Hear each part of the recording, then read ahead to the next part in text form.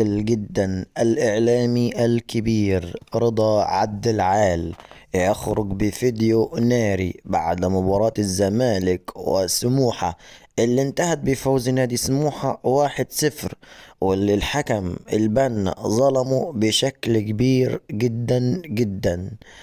رضا عبد العال طلع مسخر ومرمط وهان جوميز المدير الفني لنادي الزمالك على التشكيلة اللي بدأ بها المباراة وعلى اللي هو عمله. بصراحة اللي هو عمله غريب وعجيب،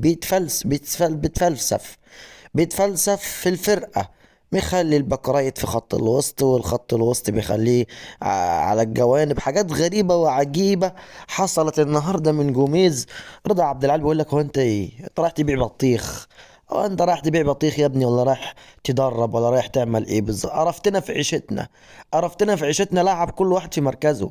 ما عدني زيزو ودونجا بره ونزل الملعب بتشكيلة غبية. وعملت ايه في الاخر؟ خسرت. رغم ان سموحه النهارده اتظلم كمان في ضربتين جزاء.